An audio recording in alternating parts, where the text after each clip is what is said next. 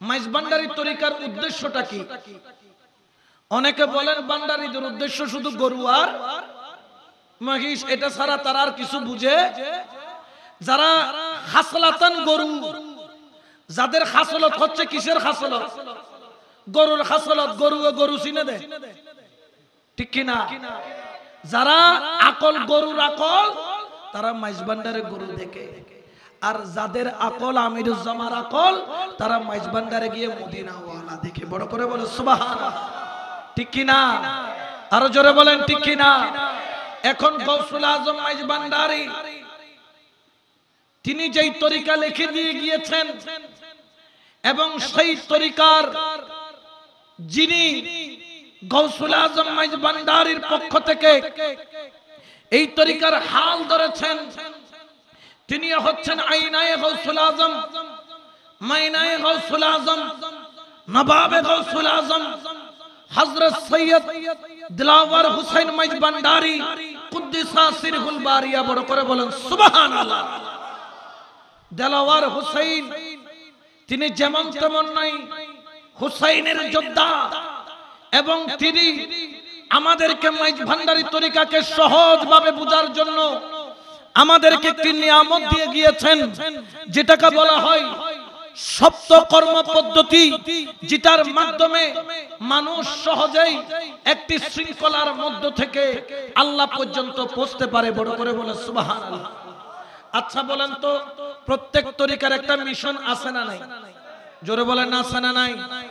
প্রত্যেক তরিকা, হোক সেটা মাইজভান্ডারী, হোক সেটা কাদেরিয়া, হোক সেটা চিশতিয়া, নকশবন্দিয়া, মুজাদ্দিদিয়া, প্রত্যেক তরিকার উদ্দেশ্য হলো একটা, মানুষকে দুনিয়া বিমুখ করা, আল্লাহর প্রতি ঝুঁকায়া দেওয়া। এই জন্য মাওলা আলী বলেন, জেনে রাখো দুনিয়ার আখিরাত দুইটা জিনিস হলো দুই সতীনের মতো। যেরকম ঘরে দুইটা বউ থাকলে একজনকে একজন দেখতে পারে না, তুমি যদি দুনিয়া চাও আখিরাত তোমার উপর নারাজ, আর তুমি যদি আখিরাত চাও দুনিয়া তোমার উপর নারাজ। জেনে রাখো, জেনে রাখো, মাওলা আলী দুনিয়া এবং আখিরাতকে দুই সতীনের সাথে তুলনা করেছেন। এক ঘরের মধ্যে দুই সতীন যেভাবে থাকতে পারে না, এক হৃদয়ের মধ্যে দুনিয়ার আখিরাত একসাথে থাকতে পারে না। হ্যাঁ, তুমি দুনিয়ার মধ্যে থাকবা, কিন্তু তোমার তালেব হবে তালেবুল মাওলা, তোমার খেয়াল থাকবে মাওলার দিকে, তোমার চাওয়া থাকবে মাওলার দিকে। কারণ যেই দিন তুমি কবরে যাবা, ওই দিন জিজ্ঞেস করবে না কয়তলা বাড়ি বানাইছো, ওই দিন জিজ্ঞেস করবে না ব্যাংকের মধ্যে কত টাকা রাখছো, ওই দিন জিজ্ঞেস করবে না ছেলে মেয়েকে কি দিয়ে আসছো, ওই দিন জিজ্ঞেস করবে না তুমি চেয়ারম্যান ছিলা না মেম্বার ছিলা, কিন্তু তোমাকে জিজ্ঞেস করবে এক নাম্বার প্রশ্ন মান রাব্বুকা, দুই নাম্বার ওয়া মা দিনুকা, তিন নাম্বার হলো মা কুনতা তাকুলু ফি হাক্কি হাযার রাসূল। উচ্চ আওয়াজে বলেন সুবহান। কয়টা প্রশ্ন করবে? জোরে বলেন না কয়টা? বিয়ে করি এটা ফুসল লেবনে বিয়ে হারে গজু, ফুসল লেবনে টিয়া হতুন আছে, গরু মই সৌয়া দিয়ে ফুসল লেবনে। কিন্তু এক নাম্বার মান রব্বুকা, তোমার রবকে, রবকে আমি কিভাবে চিনবো? হুজুর সরো জানে রব আল্লাহ। আমি বলি বাবা, মুখে বলা এক জিনিস, আল্লাহ চিনা আরেক জিনিস। মুখে সবাই আল্লাহ বলে, কিন্তু আল্লাহ সবাই চিনে না, কারণ আল্লাহকে দেখা গেলে না চিনবে। তবে হ্যাঁ হ্যাঁ, আল্লাহকে চামড়ার চোখে ধরা যায় না, তবে আল্লাহকে ধরার জন্য একটা আল্লাহ আয়না দিছেন, সেই আয়নার নাম হলো কলবের চোখ। বড় করে বলেন সুবহান। এই কলবের চোখটা আপনি যেই দিন দুনিয়াতে আসছিলেন পৌত পবিত্র ছিল, আপনার শরীরের মধ্যে আপনার লতিফাগুলা সক্রিয় ছিল। আপনি দেখবেন যেই দিন কোন সন্তান জন্ম নেয় তার মাথার উপর একটা দুবদুবি আছে, ওইটা নড়াচড়া করে, ঠিক কিনা? বাচ্চা দেখছেন? এই 2-4 দিনের বাচ্চা দেখবেন মাথার উপর একটা কি থাকে, এটা সিটিংয়ে বসে দুবদুবি হয়। আর কি সাধু ভাষা কি হয়, হই না ভারী কি হয় দেওয়া, মাথার তালুতে একটা অংশ নরম, এটা কি করে নড়ে কিনা? জোরে বলেন না। এটা একটা লতিফা, এটা একটা কি, এটার নাম হলো আখফা। এটার নাম কি? আখফা লতিফা। এই লতিফার কাজ কি? এই যে আজকে কয়েকদিন ধরে ইন্টারনেট কি বন্ধ, বলেন না ইন্টারনেট কি ফেসবুক চালাইতে পারতেছেন, ইউটিউব চালাইতে পারতেছেন, মেসেঞ্জার হোয়াটসঅ্যাপ চালাইতে পারতেছেন, মোবাইল ঠিক আছে, সিমও ঠিক আছে, নেটও কিনে আছে, কিন্তু তারপরেও চলে। ব্যাপার কি? বলে নেট বন্ধ। কারণ কি? টাওয়ারের মধ্যে ফ্রিকোয়েন্স নাই। কিসের ফ্রিকোয়েন্স? যেটা মহাকাশের মধ্যে যে সফটওয়্যার দিয়ে দিয়েছে, যে বান্দার বানানো প্রযুক্তি কানেকশন বন্ধ করে দিয়েছে। আল্লাহ আপনার ভিতরে একটা সফটওয়্যার দিবেন আখফা লতিফা, যেটা টাওয়ারের মতো কাজ করে।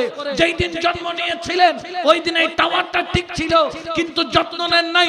দুনিয়া যখন চিনলেন, মা চিনলেন, বাবা চিনলেন, টাকা চিনলেন, দৌলত চিনলেন, আত্মীয় চিনলেন, স্বজন চিনলেন, চকলেট চিনলেন, আইসক্রিম চিনলেন। আস্তে আস্তে এটার ব্যাটারি ডাউন হয়ে গেল, সানি পড়ে গেল, আখফা লতিফা বন্ধ হয়ে গেল, কলবের সাথে কানেকশন ছেড়ে দিল। এখন আপনি বেসাহারা, আখফা লতিফার কাজ দেয় না। আপনি চোখ বন্ধ করলে অন্ধকার দেখেন। এখন আমি কি করব? আমার আল্লাহ বলেন, ইয়া আইয়ুহাল্লাযীনা আমানুত্তাকুল্লাহা ওয়া কুনু মা'আস সাদিকিন। তাড়াতাড়ি যা, গাউসুল আজম মাইজ ভান্ডারীর মতো ওলির কদমে চলে যা।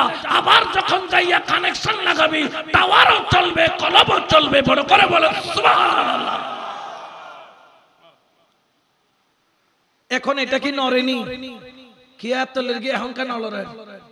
খদ্দ হুজুর এত গুরু আছিলাম দে, আমাদের তো গুরু আসিলে না, এত পাপ মুক্ত আসিলা দে।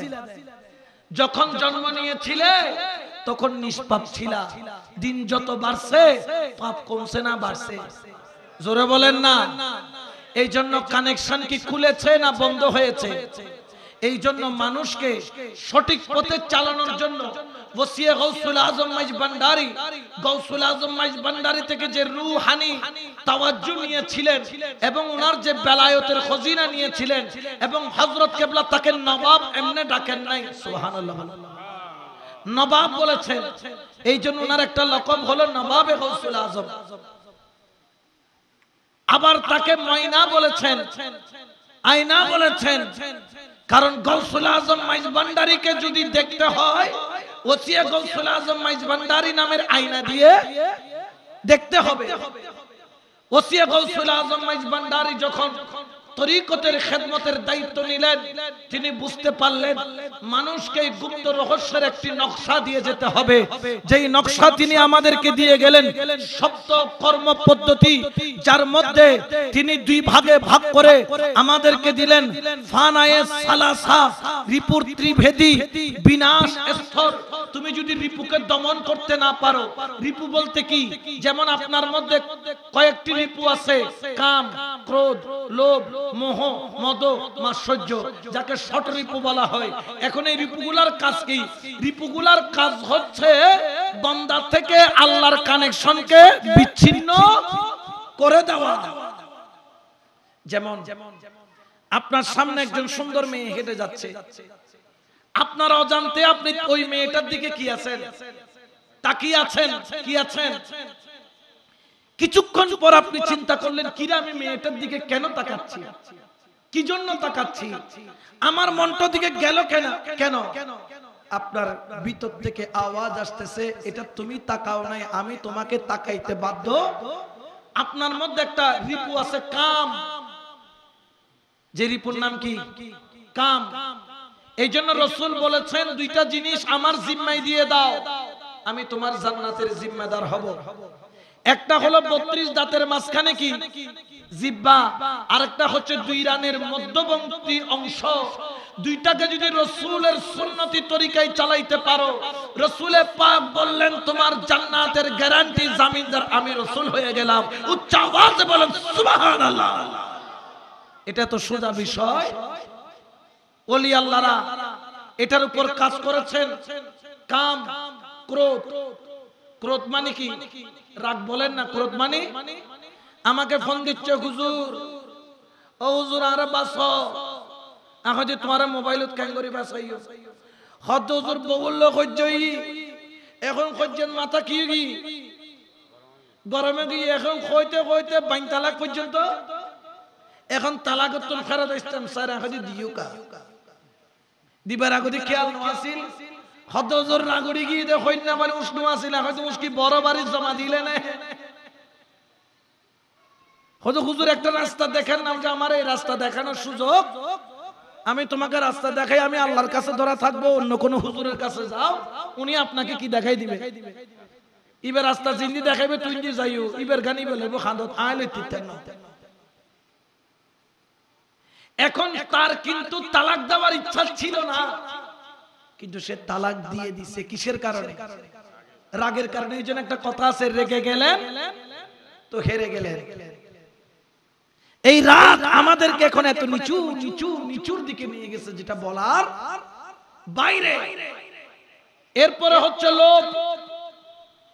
রাস্তার মধ্যে আমি যদি এখানে মাইকের মধ্যে এলান করি, ওয়াই সৈয়দ আহমদুল হক মাইজ ভান্ডারী আর 1 লাখ টিয়া এই স্কুলের মাঠের মাঝখান দিয়ে রায় গে, খবরদার হুজুরের টিয়া কেউ নলইবে। রাখি গিয়ে ওয়া ফজর তাইয়ের টিয়ান কার ফা যাইব না? জোরে বলে না খাওয়া যাবে? সূরা গবুদ হুজুরের টিয়া তাইনে লইতে তুই উজু টুজু বানায় আইবা গদি আইরা হতে বিসমিল্লাহির রহমানির, আল্লাহর নাম লই ঢুকে ফেলে বুদার দুরুদ, ঠিক কি না? তাইলে এখানে টাকা আছে, এটা নেওয়ার জন্য তোমাকে উদ্বুদ্ধ করতেছে, এটা হলো তোমার নফস। কাম, ক্রোধ, লোভ, মোহ, মদ, মাৎসর্য, এই ষটরিপুকে যদি দমন করতে হয়, আপনাকে ওসিয়ে গাউসুল আজম মাইজ ভান্ডারী ফানায়ে সালাসা এই তিনটার ভিতর দিয়ে আপনি যখন যাবেন, অটোমেটিক ষটরিপু আপনার অবশ্যই অবশ্যই অবশ্যই অবশ্যই দমন হয়ে যাবে। আর এই রিপু যখন দমন হবে, রিপুকে মেরে ফেলা যায় না, রিপুকে কেটে ফেলা যায় না। অনেকে বলেন যে রিপুকে ধ্বংস করে দেওয়ার, রিপুকে ধ্বংস করাও যায় না, এটাকে কন্ট্রোল করতে হয়। যেমন গয়াল দেখছেন মাইজ ভান্ডারে, আমির ভান্ডারে গয়াল আনে না? গয়াল গুলা, গয়ালের সিং আর মহিষের সিং এর মধ্যে পার্থক্য আছে। গয়ালের সিং হলো ভিতর থেকে জমানো, এটার কোনো ঠোল নাই, কিন্তু ছোট বাচ্চাও গয়ালকে টেনে নিয়ে যাচ্ছে দরবারে। কি হবে? নাখন মধ্যে কি আছে? নাফা আছে। ওখানে কি আছে? এই নাফা নাকের মধ্যে যেই ছিদ্র করে নাফা লাগিয়ে দেয়, একটা নাফা এত বড় একটা বিশাল দেহের পশুটাকে ছোট বাচ্চাও কন্ট্রোল করতেছে। ঠিক তদ্রূপভাবে ওসিয়ে গাউসুল আজম এই আপনাকে ফানায়ে সালাসার মাধ্যমে নফসের নাকের মধ্যে একটি নাফা লাগিয়ে দেয়, আর নফস এদিক সেদিক যাইতে পারে না। আপনি যেদিকে চান নফস আপনার পিছনে পিছনে যায়। বড় করে বলে সুবহানাল্লাহ। এই ফানায়ে সালাসা, ফানা আনিল হালক, এটার অর্থ হলো কাহার নিকট কোন রূপ উপকারের আশা বা কামনা না করা, একমাত্র আল্লাহর উপর কি করা? ভরসা করা। সুবহানাল্লাহ বলেন না? আমরা যখন বিপদে পড়ি, আমরা এদিকে দৌড়াই ওদিকে দৌড়াই। ওসিয়ে গাউসুল আজম মাইজ ভান্ডারী বলছেন, মাইজ ভান্ডারী তরিকার যে শব্দ কর্ম পদ্ধতি রয়েছে, তার মধ্যে 1 নাম্বার হলো ফানা আনিল হালক। জেনে রাখো, জেনে রাখো, একমাত্র আল্লাহর মুহতাজ হওয়া, দুনিয়ার কারো কাছে মুহতাজ না হওয়া, একমাত্র আল্লাহর দিকে আত্মনির্ভরশীল হওয়া, নিজ শক্তির সমর্থনের প্রতি আস্থার জন্মানোর জন্য আল্লাহর প্রতি রুজু হওয়াটা বাধ্যতামূলক। কারণ সবকিছুর ফয়সালার মালিক কে? আরো জোরে বলেন না কে? এখন আপনার এই মুহূর্তে ইচ্ছা করতেছে আপনি যেন সারা বিশ্বের, বাংলাদেশের প্রধানমন্ত্রী হয়ে যান। এটা কি সম্ভব? কিন্তু আল্লাহ চাইলে, জোরে বলেন না, আল্লাহ চাইলে। এই জন্য আপনাকে খেয়াল রাখতে হবে। জেনে রাখেন, জেনে রাখেন, এই ওসিয়ে গাউসুল আজম মাইজ ভান্ডারী কিবলা আলম যেই শব্দ পদ্ধতি কর্ম আপনাকে আমাকে শিক্ষা দিয়েছেন, এটা যদি সঠিকভাবে অনুসরণ করতে পারি, আপনার অবস্থা কেমন হবে জানেন? আমি একটা ফ্যাক্টরি দেখেছি, পিএসপি গ্রুপের ফ্যাক্টরি দেখলাম। সেখানে সমুদ্র থেকে বালি আনা হয়, আর ওই বালিগুলাকে একটা মেশিনের মধ্যে ঢুকায়া দেয়। এক দিক দিয়ে বালি ঢুকানো হয়, আর আরেক দিক দিয়ে বালিগুলা কাঁচ হয়ে বের হয়। স্বচ্ছ আয়না, যে আয়না দিয়ে ক্লিয়ার একটা এই পাশ থেকে ওই পাশে দেখা যায়, এত স্বচ্ছ আয়না। জেনে রাখেন, জেনে রাখেন, আমার ওসিয়ে গাউসুল আজম মাইজ ভান্ডারী কিবলা আলম এমন একটা নিয়ামত দিয়েছেন, স্বল্প কর্ম পদ্ধতি, যেটা অনুসরণ করলে এই দিকে সাধারণ মানুষ হয়ে ঢুকে আর অন্যদিকে ওই ব্যক্তি আল্লাহর ওলি হয়ে বের হয়। বড় করে বলেন সুবহান। একদিক দিয়ে ঢুকবে সাধারণ মানুষ হয়ে, আরেক দিক দিয়ে বের হবে আল্লাহর, জোরে বলেন না, আল্লাহর ওলি হয়ে। তো আমরা ওলির দরবারে যাই দুনিয়া পাওয়ার জন্য না আল্লাহ ওয়ালা হওয়ার জন্য? জোরে বলেন না কি ওয়ালা, আরো জোরে বলেন না কি ওয়ালা। এই জন্য একটু জিকির করেন আল্লাহ আল্লাহ আল্লাহ আল্লাহ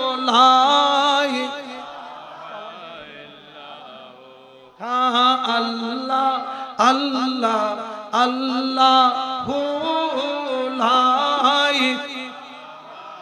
ইল্লাহ আল্লাহ আল্লাহ আল্লাহ লা ইলাহা হাসবি রব্বি জাল্লাল্লাহ মা ফি কলবি গায়রুল্লাহ হাসবি রব্বি জাল্লাল্লাহ মা ফি কলবি গায়রুল্লাহ নূর মুহাম্মদ সাল্লাল্লাহু লা ইল্লাল্লাহ আল্লাহ আল্লাহ আল্লাহু লা ইলাহা। ও বলো আল্লাহ আল্লাহ আল্লাহ লা ইলাহা লা ইলাহা ইল্লাল্লাহু মুহাম্মাদুর রাসূলুল্লাহ সাল্লাল্লাহু আলাইহি ওয়াসাল্লাম।